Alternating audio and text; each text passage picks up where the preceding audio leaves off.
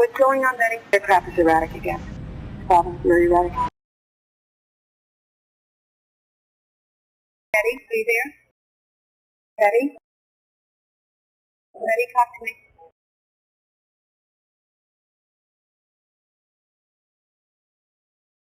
The cockpit's not answering. Somebody's stabbed in business class. And I think there's mace that we can't breathe. I don't know. I think we're getting hijacked. Is that American 11 trying to call? Buddy, we have some planes. Just stay quiet and you'll be okay. We're returning to the airport. And who's trying to call me here? American 11, are you trying to call? Nobody move. Everything will be okay. If you try to make any move, you'll injure yourself and the airplane. Just stay quiet.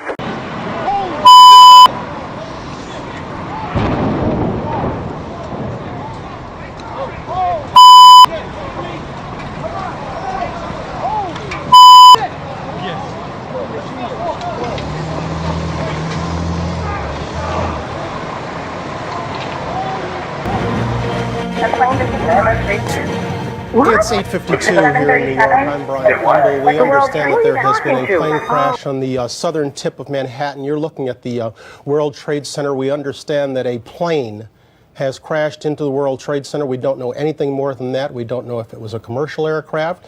We don't. United 175, New York. We have some problems over here right now. We might have a hijack over here, too. Jules, this is Ryan. Lives on an airplane that's been hijacked. If things don't go well, it's not looking good. I just want you to know I absolutely love you. I want you to do good. So have a good time. Same to my parents and everybody. And I just totally love you. And I'll see you later. Hi, babe. Hi, baby. Baby, you have to listen to me carefully. I'm on a plane that's been hijacked. I'm on the plane. I'm calling from the plane. I want to tell you I love you. Please tell my children that I love them very much. And I'm so sorry, babe. I hope to be able to see your face again, baby. I love you. Bye.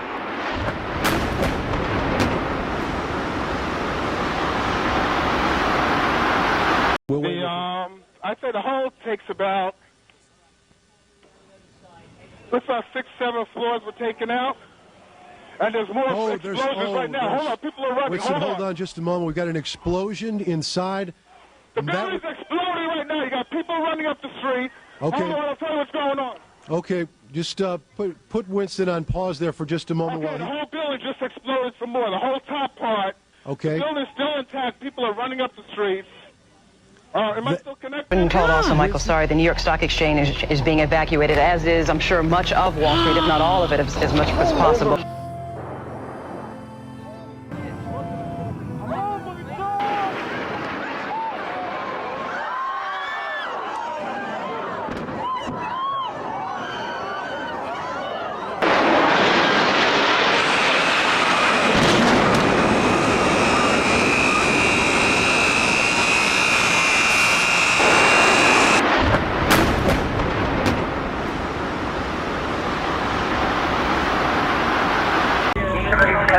Looks like it went in the Pentagon. Report 747 is down in Pennsylvania, and that remains unconfirmed at this point, and so we will check on that. I got an aircraft 6 miles east of the White House. Hello? Crystal City, just north of Crystal City. Just to the north of your town. Yeah, stop all departures. I got that business, huh? Keep remaining sitting. You have the ball, boss. United 93, Cleveland, if you hear the center identity. United 93, that traffic for you is 1 o'clock, 12 miles eastbound 370. Negative contact, we're looking United 93. We're 56865. We have, I believe it is a Boeing 757. Can you see him up there, sir? That's confirmed. It looks like he's rocking his wings. Roger. He's rocking back and forth. We're 56865. I advise you stay away from that aircraft. Go north fast as you can.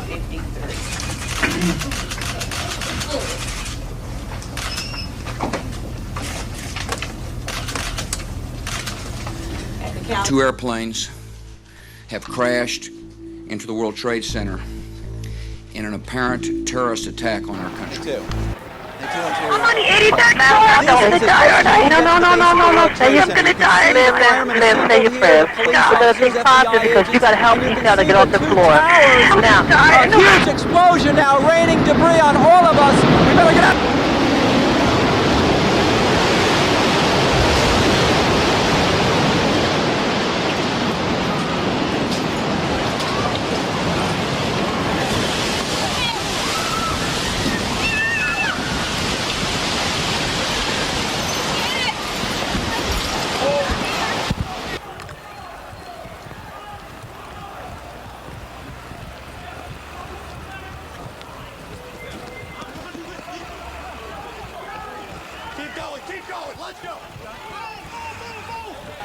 At number 2 World Trade Center, right.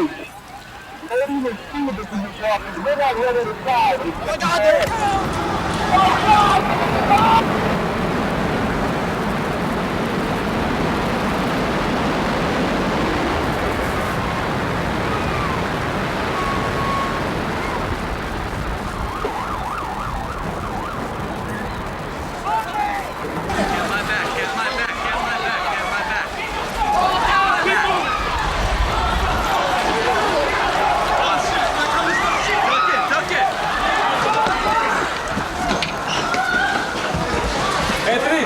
You okay? Yeah.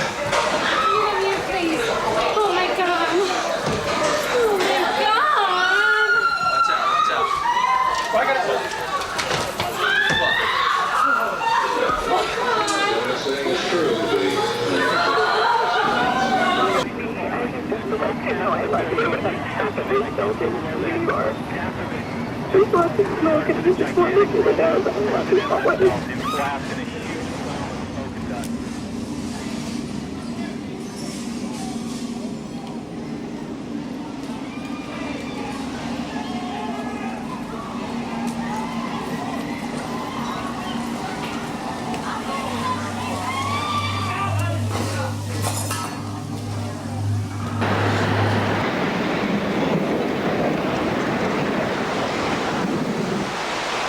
I hope I live. It's coming down on me.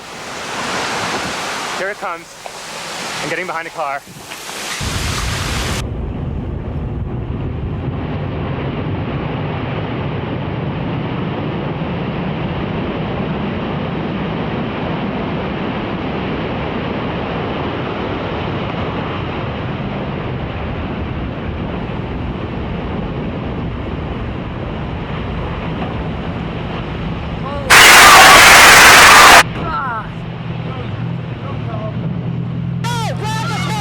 Inside Edition's Matt Mahar was one of the first reporters the fire on that had burned since shortly after 9 o'clock this morning.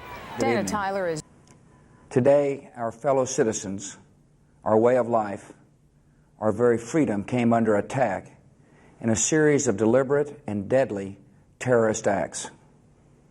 The victims were in airplanes or in their offices, secretaries, businessmen and women, military and federal workers, moms and dads, friends and neighbors. Thousands of lives were suddenly ended by evil, despicable acts of terror. The pictures of airplanes flying into buildings, fires burning, huge structures collapsing, have filled us with disbelief, terrible sadness, and a quiet, unyielding anger. These acts of mass murder were intended to frighten our nation into chaos and retreat. But they have failed. Our country is strong. A great people has been moved to defend a great nation. Terrorist attacks can shake the foundations of our biggest buildings, but they cannot touch the foundation of America.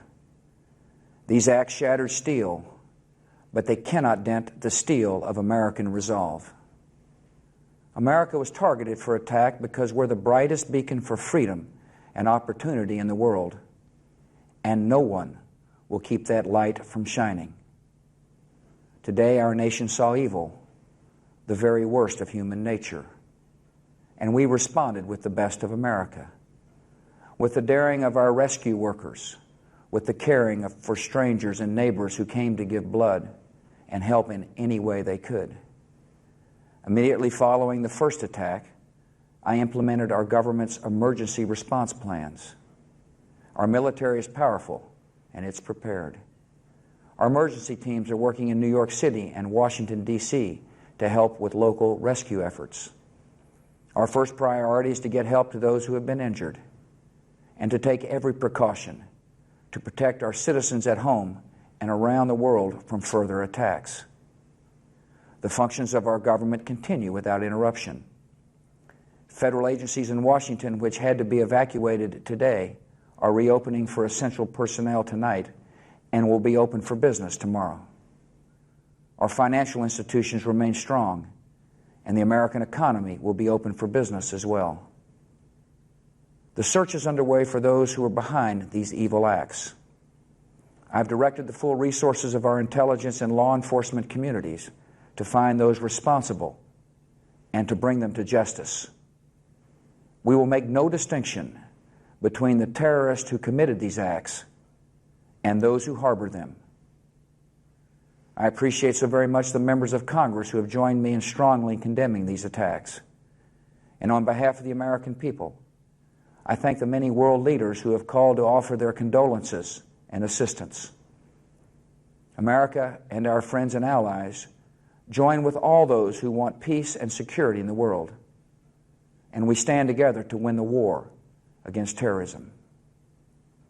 Tonight I ask for your prayers for all those who grieve, for the children whose worlds have been shattered, for all whose sense of safety and security has been threatened. And I pray they will be comforted by a power greater than any of us, spoken through the ages in Psalm 23. Even though I walk through the valley of the shadow of death, I fear no evil, for you are with me. This is a day when all Americans from every walk of life unite in our resolve for justice and peace. America has stood down enemies before, and we will do so this time. None of us will ever forget this day, yet we go forward to defend freedom and all that is good and just in our world. Thank you, good night, and God bless America.